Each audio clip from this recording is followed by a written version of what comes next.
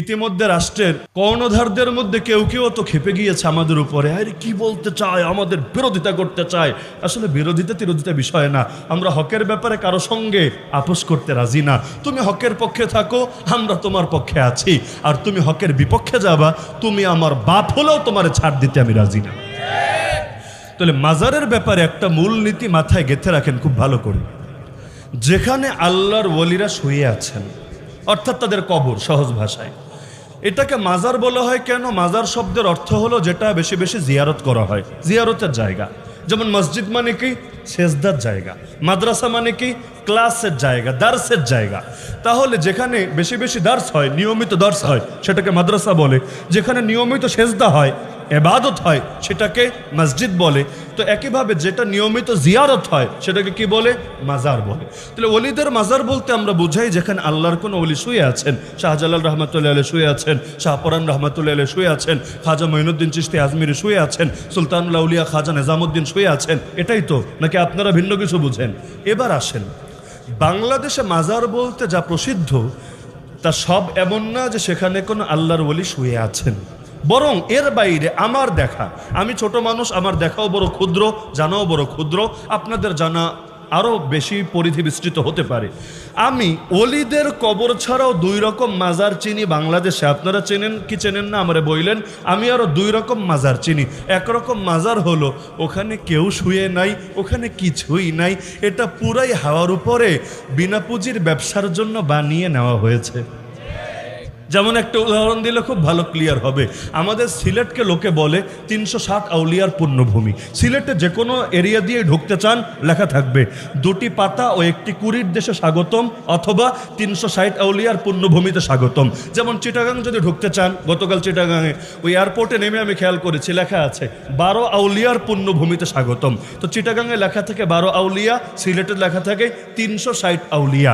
এখন মজার বিষয় যেটা, আপনি বেশি না আমাকে এক সপ্তাহ সময় দেন, আমার সাথে চলেন, আমি নিজে ঘুরে ঘুরে ঘুরে আপনাকে 360 আউলিয়া না, এর চাইতে দ্বিগুণ না, 3 গুণ না, 4 গুণ, অন্তত দায়িত্ববোধের সাথে বলছি 4 গুণ, মানে হাজারের বেশি কবর আপনাকে এমন দেখাতে পারবো যার প্রত্যেকটাতে লেখা শাহজালাল রহমাতুল্লাহ আলাইহির সঙ্গী 360 আউলিয়ার মধ্যে অন্যতম।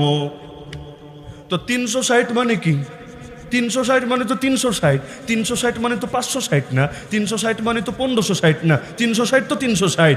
তাহলে 360টা কবর সর্বোচ্চ এমন থাকবে যেখানে লেখা শাহজালাল রহমাতুল্লাহের সঙ্গী। তো বাকিগুলো আসলো কোত্থেকে? এগুলো কি ফটোকপি বের হয়েছে, না ক্লোন কপি হয়েছে, নাকি পরে আন্ডা বাচ্চা পয়দা হয়েছে? এগুলো আসলো কোত্থেকে রে ভাই? তার মানে ডাল মে কুছ কালা হ্যায়। তাহলে বাকি যেগুলো আছে এগুলোর তো কোনো না কোনো একটা ব্যাপার স্যাপার তো আছে। তাহলে 360-এর জায়গায় এতগুলো বেরো গেল কিভাবে? তাও এমন চিপায় চাপায়, জঙ্গলে মঙ্গলে, সেই পাহাড়ের চূড়ায়, সেখানে সেখানে, মানে মাথায় ধরতে চায় না। এমনকি সেখানে কোনো ইবাদত গুজরও পাওয়া যায় না, কিছু নেশা টেশা করে এমন লোকটা খুঁজে পাওয়া যায়। তাহলে এই বাকিগুলো আসলো কোত্থেকে? আবার এমন উদ্ভট উদ্ভট কিছু নাম আছে বাংলাদেশে, মানে যেগুলো মুখে আনতেও লজ্জা করে, না দেখালে পাবলিক বিশ্বাসও করতে চাইবে না, এমন এমন নিকৃষ্ট নিকৃষ্ট নাম। এরকম নাম আমরা মাঝে মধ্যেই দেখি, নতুন নতুন এলাকায় গেলে রাস্তায় দেখি। দুদিন আগে আমি একটা নাম দেখেছি, ফকিন্নি শাহ মাজার। আমি নিজের দেখা বলছি, ফকিন্নি শাহ। যদি ফকির শাহ বলতো তাও একটু ভাল লাগতো, কারণ ফকির তো বেড়া। তো ফকিন্নি শাহ মাজার, এটা আবার কেমন হলো? রাজবাড়ি আমার মাদ্রাসায় যদি আপনারা যান, যে মেইন রোড দিয়েও যদি যান, বা রাজবাড়ি না গেলে কুষ্টিয়াও যদি ওই রোড দিয়ে যান, দেখবেন যাওয়ার পথে হাতের বামে একটা মাজার পড়বে, নাম হলো জামাই পাগলা মাজার শরীফ। সুন্দর নাম, দেখেছেন না আপনারা? ওদিকের লাইনে কেউ থাকলে দেখবেন, অথবা ওদিকের কোনো বক্তা যদি এলাকায় আসে জিজ্ঞাসা করেন যে জামাই পাগলা মাজার শরীফ এই নামে কিছু আছে কিনা। তা আমি প্রথমে চিন্তা করতাম জামাই পাগলা মানে একটা মহিলা জামাইরা হয়তো খুব মহব্বত টহব্বত করতো আর কি। তা আমি ভাবতাম পাগলা না দিয়া পাগলি নাম দিলে না ঠিক হতো, জামাই পাগলি মাজার শরীফ। পরে ভাবলাম না, জামাই তো আবার শ্বশুরও বলে, মানে মূল অর্থ কিন্তু জামাইয়ের ওইটাই যে শ্বশুর তার মেয়েকে যার সাথে বিয়ে দিয়েছে। ভাবলাম শ্বশুর মনে হয় জামাইয়ের এত এসকার মহব্বত করতো আর কি, লায়লা মজনুও ফেল, শিরি ফরহাদও ফেল, যে এখন জামাই পাগলা তার নামই হয়ে গিয়েছে। হাকিকত যে কি আল্লাহ ভালো জানে, কিন্তু বাস্তবতা এই নামগুলো মুখে আনতে লজ্জা লাগে। এ লজ্জা লাগে না? আরো কত কত নিকৃষ্ট নিকৃষ্ট নাম, সুবহানাল্লাহ বলবেন না, নাউজুবিল্লাহ, নিজ দায়িত্বে বইলা নিয়েন। তো এই যে দেশের মধ্যে আছে এর অনেকগুলো এমন, এখানে কেউ শুয়ে নাই, হুদাই ওই লাল সালু গল্পের মতো হুদাই এমনি একটা বানিয়ে নিয়েছে জাস্ট বিনা পুঁজির ব্যবসার জন্যে। এটাকে ওলির মাজার বলে চালানো হচ্ছে কোন যুক্তিতে? দ্বিতীয় কথা, এমন কিছু নিকৃষ্ট ব্যক্তি ছিল বাংলাদেশে, সময় ভালো না তাই নাম আনছি না, না হলে একদিন নামও মুখে আনবো ইনশাআল্লাহ, যারা প্রকাশ্যে কখন আল্লাহ নবীর শানে, কখন উম্মুল মুমিনদের শানে, কখনো ফাতেমা রাদিয়াল্লাহু আনহার শানে এমন নিকৃষ্ট জঘন্য গোস্তাখিমূলক কথা বলতো, যেই কথাগুলো কোনো মুমিন কেন অনেক নাস্তিক পর্যন্ত বলবে না। এমনকি ডিজিটাল যুগ এটা, এগুলো সবগুলোর ফুটেজ পাবেন, মানে এগুলো আমার কথা শুনে বিশ্বাস করা লাগবে না, আপনারাই ঘাটাঘাটি করেন যে আম্মাজান আয়েশা নিয়ে কটূক্তি কে করেছে, খাদিজা রাদিয়াল্লাহু আনহা নিয়ে কটূক্তি কে করেছে, ফাতেমা রাদিয়াল্লাহু আনহা নিয়ে কটূক্তি কে করেছে। তো যারা তাদেরকে নিয়ে কটূক্তি করে ওদেরকে ইমানদার বলে না বেঈমান বলে? আরে ওরা দাড়ি রাখলেও বেঈমান, ওরা নামাজ পড়লেও বেঈমান, ওরা জুব্বা পড়লেও বেঈমান, ওরা পাগড়ি পড়লেও বেঈমান। কারণ কাদিয়ানের মাথায়ও পাগড়ি ছিল, কাদিয়ানের মুখেও দাড়ি ছিল, কাদিয়ানের গায়েও লম্বা জামা ছিল, কাদিয়ানিকেও দেখলে বড় হুজুর না বড় পীর মনে হতো। তাতে কি আপনারা কেন? গোটা দুনিয়ার সর্বস্তরের মুসলমান একমত, এমনকি সুন্নি রাখেন শিয়ারা পর্যন্ত এ ব্যাপারে একমত যে কাদিয়ানি মুসলমান না, কাদিয়ানি কাফের। এমন কাফের যে তাদেরকে জেনে বুঝে কাফের মনে করবে না, তারাও কাফের। কেন? কারণ পাঞ্জাবি পায়জামা দিয়েই যদি কারো ইমানদারি নির্বাচিত হয়, আবু জাহালকেও ইমানদার বলতে হবে। কারণ মক্কার অনেক কুরাইশের মুখে দাড়ি ছিল, এটা তাদের জাতিগত সিস্টেম। ওদের গায়ে জামা, এখনো দেখেন না জামা গায়ে দিয়া নাচে, জামা গায়ে দিয়া ডান্স করে, মদ খায়। কেন? এটা জাতীয় পোশাক আর কি। এটা এজন্য না যে হুজুর মানুষ জামা গায়ে দিয়েছে। আপনারা যে কারণে শার্ট প্যান্ট পরেন, ওরা এই কারণে লম্বা লম্বা জুব্বা পরে, এটা তাদের দেশের পোশাক। তো জামা দেখে দেখে যদি এভাবে ফতোয়া দেওয়া হয়, তাহলে অনেক মুশরিক, অনেক মুনাফিকরাও মুমিন বলা ফরজ হয়ে যাবে। তাহলে এই রকম গোস্তাখে রাসূল যেই জায়গাগুলোতে শুয়ে আছে, সেটাকে মাজার বললে মাজার শব্দের অপমান হবে। আর যদি বলে ওলিদের মাজার, তাহলে তো ও না চিনেছে ওলি, না চিনেছে মাজার। কারণ যে আলুরে পটল বলে, আলুকে পটল বলে, এর দ্বারা একটা জিনিস প্রমাণিত হয় না, দুইটা জিনিস প্রমাণিত হয়। কি কি জানেন? 1 নম্বর, ও আলু চেনে না, 2 নম্বর, ও পটল চেনে না। বলবেন দুইটা কেমনে? কারণ কোন একটা যদি চিনতো, এই ভুলটা সে করতো না। আসলেও দুইটার কোনোটাই চেনে না। তো যে এরকম গোস্তাখে রাসূলরা যেখানে শুয়ে আছে, ওটাকে বলে ওলিদের মাজার। ও না চেনে ওলি, না চেনে মাজার, না চেনে ইসলাম, না চেনে দিন, আসলে কিছুই চেনে না, না ঘরকা না ঘটকা। তাহলে কয় রকম মাজারের সংজ্ঞা দিলাম আমি? 3 রকম। এক হলো আসলে কোনো ওলি শুয়ে আছেন, ওলির কবর। 2, কেউ শুয়ে নাই, কিচ্ছু পাওয়া যাবে না। ইতিহাস দিয়ে এবং সেই এলাকার আদিবাসীদেরকে দিয়েও কোনো তথ্য প্রমাণ করতে পারবেন না। শুনবেন 50 বছর আগে একজন স্বপ্ন দেখে এমনি একটা বানিয়ে নিয়েছে, অথবা একটা বদনা ভেতরে রেখে কবরের আকৃতি দিয়ে বদনাশা নাম দিয়েছে, অথবা একটা মগ রেখে দিয়ে মগ নাম দিয়েছে, অথবা এখানে একটা শিকল টিকল রেখে দিয়ে তালা বাবা, শিকল বাবা ইত্যাদি একটা নাম লাগিয়ে দিয়েছে। আসলে কিছু নাই। আর কিছু হলো এমন যেখানে বেয়াদব শুয়ে আছে, গোস্তাখ রাসূল শুয়ে আছে, বেঈমান শুয়ে আছে, এগুলোকে ওলি বা মাজার বলার কোনো অপশনই নেই। তাহলে এই শ্রেণী পেলাম কয়টা? শ্রেণী পেলাম কয়টা? 3টা। এর মধ্যে বাকি 2 নম্বর আর 3 নম্বরে যা বললাম, মানে ভণ্ডামের যে 2টা, এগুলোর ব্যাপারে রাষ্ট্রের করণীয়, সরকারের করণীয়, এগুলোকে ভেঙে গড়িয়ে দাও। জনগণের করণীয় বলি নাই। কার করণীয় বললাম? কার করণীয় বললাম? কারণ রাষ্ট্র কখনো ধোঁকাবাজের সঙ্গী হতে পারে না, রাষ্ট্র কখনো অন্যায়কে শেল্টার প্রশ্রয় দিতে পারে না। এটা অনৈতিকতা, এটা অযৌক্তিক। সুতরাং যারাই ক্ষমতায় আসবে, আমি মনে করি এটা তাদের নৈতিক দায়িত্ব। একে তো জাতিকে সচেতন করা, 2 নম্বর এগুলোকে ভেঙে গুড়িয়ে দেওয়া। কারণ প্রত্যেকটাকে কেন্দ্র করে প্রচুর পরিমাণ অনৈতিক কাজ চলে। দেহ ব্যবসা থেকে শুরু করে, মাদকদ্রব্য সেবন থেকে শুরু করে, এমন এমন নিকৃষ্ট কাজ চলে যেটা অনেক সময় পতিতালয়কে হার মানাবে। তাহলে এগুলো বন্ধ করা তাদের কাজ নাকি কাজ না? আরে কাজ নাকি কাজ না? আর রাষ্ট্র যদি এই কাজগুলো করে, জনগণের কিচ্ছু আর করা লাগবে না, জনগণ তাদের পক্ষে থাকবে। কারণ যে ভালো কাজ করে মানুষ তারে মাথায় তুলে রাখবে, এটাই যুক্তির কথা। ভালো কাজ করলে মানুষ দৌড়ানো দিয়ে ভাগাবে না, এবং তাড়াতাড়ি করে পালাতে গিয়ে নিজের বিদেশি আসবাবপত্র ফেলে যেতে হবে না, এটাই স্বাভাবিক কথা। আর প্রথম শ্রেণীর যেটা আছে, মানে আল্লাহর ওলিরা শুয়ে আছেন, এরকম জায়গা যেটা আছে, সেগুলোর ব্যাপারে করণীয় হলো সংস্কার করা। কি করা? সংস্কার ভিন্ন জিনিস, ভাঙাচোরা ভিন্ন জিনিস। পার্থক্য বুঝেন না? পার্থক্য বুঝেন কি না? আল্লাহ নবী বাইতুল্লাহ সংস্কার করলেন কিভাবে? 360টা মূর্তি ঢুকেছিল, নবী সেটাকে পবিত্র করলেন, এগুলোকে বিদায় করলেন। তাহলে আল্লাহর ওলিরা যেখানে শুয়ে আছে সেখানে যেই যেই অনৈতিকতা চলছে তারাই অনৈতিকতাগুলোকে বন্ধ করবে। যেমন আমাদের সিলেটের শাহপরান মাজার, এটা হলো এর সবচেয়ে প্রকৃষ্ট নমুনা আলহামদুলিল্লাহ। বলবেন কিভাবে? এখানে দীর্ঘকাল পর্যন্ত অনৈতিক কাজগুলো চলতো।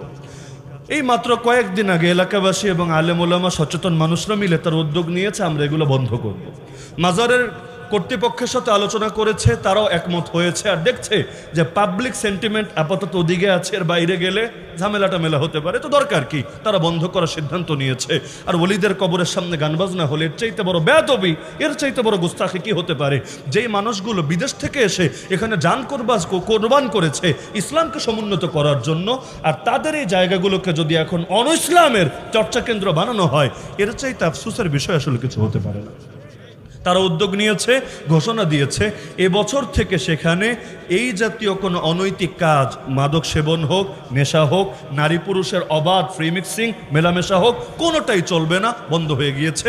এমন কাজ আমি দেখেছি, বিবিসিতে পর্যন্ত রিপোর্ট করেছে, এদের সাক্ষাৎকার নিয়েছে, জঙ্গিবাদ, মৌলবাদ, উগ্রবাদের কিছু ব্যাপার স্যাপার ঘটেছে কি না, বললো না, এগুলো কিছুই না, আমরা স্বতঃস্ফূর্তভাবেই অনৈতিকতা রুখে দিয়েছি। আমি মনে করি এটা গোটা দেশের জন্য একটা উত্তম নমুনা। কারণ শান্তিপূর্ণভাবেই আমরা প্রত্যেকে যদি অন্যায়ের বিরুদ্ধে আওয়াজ তুলি, কারণ এগুলো যে অন্যায় এটা বুঝতে বড় জ্ঞানী গুণী হওয়া লাগে না, সবাই বোঝে, সবাই নিজ নিজ জায়গায় আওয়াজ তুলি, আর রাষ্ট্রযন্ত্র আমাদের বিরোধিতা না করে, সহযোগিতা না করলে না করুক, বিরোধিতা না করে, পথে কাটা না বিছায়, ইনশাআল্লাহ এই মাজারগুলো পবিত্র হবেই হবে।